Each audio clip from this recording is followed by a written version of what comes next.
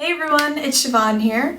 For my Collaboween video today, I'm going to copy another Once Upon a Time hairstyle. This one is Aurora, and it's actually really easy to do. You only need a few materials, some bobby pins, hair elastics. You may need a mirror to check what you're doing in the back, and you're going to need like a string of false rhinestones. In terms of materials, you're going to need some rhinestones, and you can probably find them in any local arts and crafts store.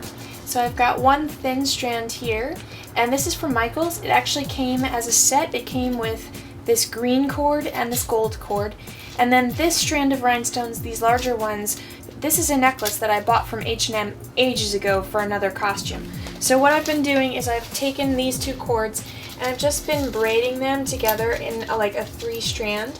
And as you can see, it's creating this really cool pattern. So this is kind of going to be like my crown.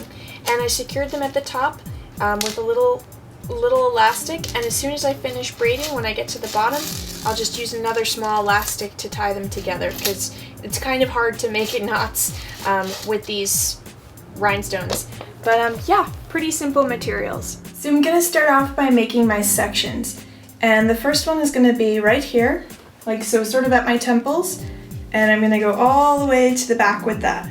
I'm going to comb it back so that there's no part, and then I'm just going to take the rest of my hair and sort of twist it and bun it and use a clip to hold it up out of the way temporarily.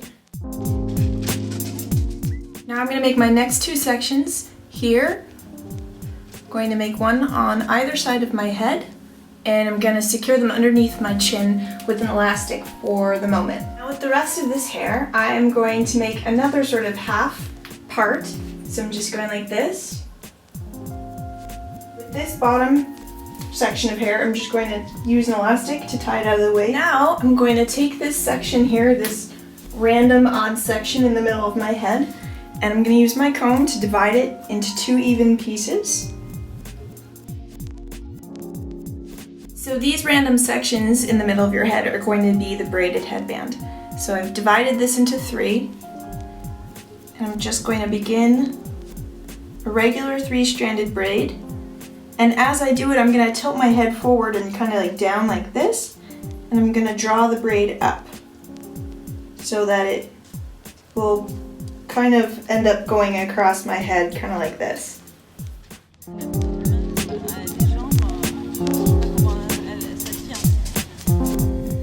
I kind of want them to be a little bit closer to my hairline than further back. So I'm just gonna try and pin the first one there and pin the second one right behind it.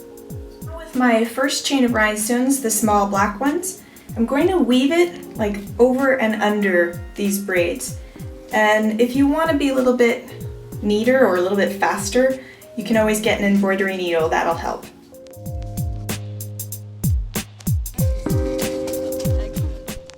With the big chain that I made, I'm going to place it sort of at the bottom here, the bottom of the braids.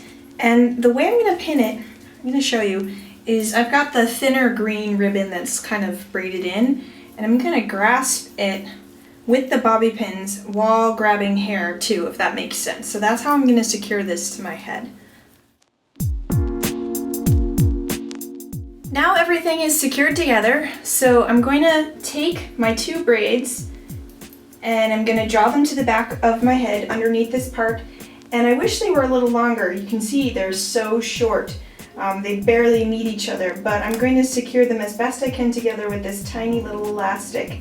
If your hair is longer than mine, you can always unravel your braids after they're tied together. That way they blend in with the rest of your hair. With another small elastic, I'm going to take all of my sort of sparkly stuff and again draw it to the back of my head, and I'm going to tie them together with a small little elastic. With these sections, you're going to jaw them up and you're going to do the same thing. You're going to tie them at the back of your head. I'm going to take my bottom ponytail out, and with this top section of hair, I'm just going to release it from the clip and let it cover all of this weird tied together stuff.